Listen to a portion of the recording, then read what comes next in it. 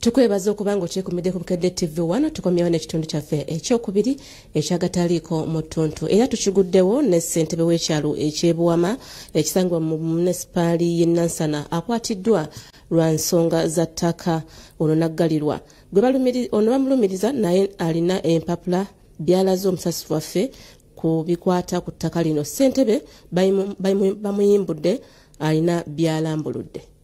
Abatuuze b'oku kyalo Kabwami kisangibwa munisipaali y'e Nansana abasula emitima gye bali waggulu olw'enkaayana ku kibanja kya mutuuze munnaabwe ekyatuusizza ssentebe waabwe okuggalirwa mu kkomera Kasangati. Nze nawulira buulizi nti wuli ali munda era ne nkubira defense ono ne mugamba wange kati gw'otegedde ekigenda mu maaso nangamba nti bali babadde bapanzedde ekintu kyabwe olw'omutuusizza nga bamutwala mu kkooti olw'obudde mu kkooti ne bamutwala mu prison. Ssentebe oluvannyuma lw'okuyimbulwa mu kkomera alambula engeri gye yakwatiddwamu. Obuzibu obwantuukako oba bwe nnina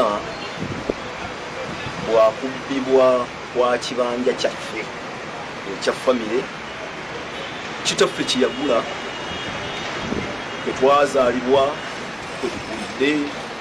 Obuvuyo obwo bwakulemberwa omwami Edwin Muheereza. Yakisalamu amapoloti n'okutunda poloti ezimu yazitunda. Era ntumugamba toddamu kutunda poloti ku kibanja kino kubanga ebinkaayana tebinaakola ki kuggwaawo. Edwin Muheereza mu mwaka ogwo 2017 okudda emabega yali registrar of titles ewakiso ku district era kyamuyamba nnyo okubba ettaka n'okukola omuvuyo gwonna nga yeeyambisa ofiisi ye nga registrar ewakiso. Wabula Gwebalumiriza Edwin Muheereza atayagadde kulabikira ku kamera alina ebiwandiiko byalaze omusasi waffe nga birambulula enteeseganya ze baatuukako ku bikwata ku ttaka lino.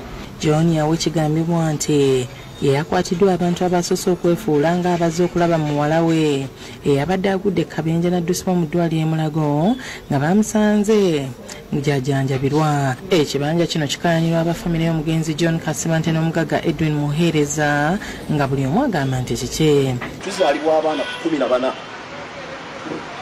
taata be yazaala naye mwami Edwin Muheereza yakwatagana n'omwana we bagambye ekola ebimba ku Kasibante ne bakola fujja tukizuula oluvannyuma nga yamuguzaako dda eka 3. Emivuyo ku kibanja kino kigambibwa nti gye gyakwasizza ssentebe. Maama wa ssentebe Margaret Kasibante alina byalambulula. Ekitundu kino mazeemu emyaka 52. Twafuna ekibanja kyaffe mmanga eyo nga ne munnanga akyaliwo ne tubeera nga tukirimirako oluvannyuma munnange n'afa. Fensi w'ekyalo kino Simon Walakira alambulula ku nsonga ezaatuusizza mukama we okukwatibwa. Omwami oyo Muheereza naye era azza atulugunya abantu ate era tetumanyi ayinza okuba akyalinayo abalala bayagala okutulugunya naye twagala akome ku kino ku kya chairman nga tumaze okuzuula amazima matuufu. Ashirafu Nsubuga alagisi wa munisipaali y'e Nansana alambulula bw'ati ku nkaayana zino oluvannyuma lwa famire ya Kasibante okuddukirayo. Bagamba nti babisayininga once ne bikola wonna kati ne mbagamba nti mwasayininga ku kinaki ebiro sina byawula mu kye basayiningako naye nesanga ettaka nga olede ebyapa bibitransferred ruta's name ne ruta lenyini n'atunda. So it is such a sensitive case that sinakola determination. Gombola y'e Namataba mu district y'e Mukono nga Nayikondo balina emu kyokka ng'egabanya ebyalo bino kw'ossa n'ebisolo ng'ente, embwa n'ebirala okubanga mwe binywa. Nganza okuviira konfudde mu ssamba ekiro n'omulaba nga asala oluguudo akkirya wansi okunoonya amazzi. Anti kati ne weepa kinkosa mba sirina kyakukola kuba emba waka sirina mazzi. Kayina kimpatiriza okujja. Tulisigadde oluusi gayinza okukala kubanga kampuni endala zagatwalako tetufuna nga bwe gandisaanidde. Ng'ogyeko amazzi okuba makyafu okutindiga engendo banira balina okutya olw'agasajja ga sseddubuto agekakatika ku baana baabwe nga kati balaajanidde bekikwatako okuvaayo babayambe ku nsonga eno. Abaana abato nga bano batume eno basobozesa nayo agasajja ne babakwata ne basalako emitwe kati ekizibu kye tulina ky'amazzi. Abaana b'obuwala bali mu bulabe bw'amaanyi okubanga olugendo lwatindijja okuva waka okutuuka gye basoniragana amazzi gano siakanamugana amazzi teganywa na muntu mu tawuni kansi. Tulina kujja bakale eno bazanga ne bano bobadde tulina kujja bangi. Abakulembeze mu kitundu nga bakulembeddwamu bakansala baabwe okuli Esther Ozil ne Paul Second Speaker wa Town Council ya Namataba bategeezeza bwe bati ku nsonga eno. Tuludde banga tukiyingirira amazzi gaba makyafu omusana bwe gwaka ennyo gabula naye amafactory nalamalire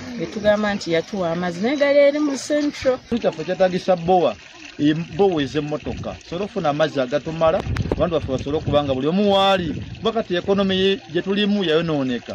Twagezaako kwagala okuddaabiriza bowa wansi awo ku ssomero eriri awo naye twasanga bowa yaawo nga bagisuulamu ebigundi wansi so ne tubanga ssente zaffe zaddayo. Dagala Sinamujali ngono ye meeya wa Town Council ya Namataba aliko byalambuludde. Twagala teekawo amazzi aga mudumu guno agatambuzibwa National Water kwega tetujja beera nnyo mabega nga tutugenda mu kibuga naye awali bowa weziri lwakuba neera tezimala nga wokimanyi. Okusinziira ku kunoonyereza okuva mu kitongole ky'ebyobulamu nsi yonna ekya World Health Organization kulaga nti wakati w'obukadde 11 na 21 be bafuna obulwadde buno wabulanga ku bano emitwalo 2 be bafa buli mwaka mu nsi yonna. Nze Maviri Museyeye ku lwa Bukedde TV.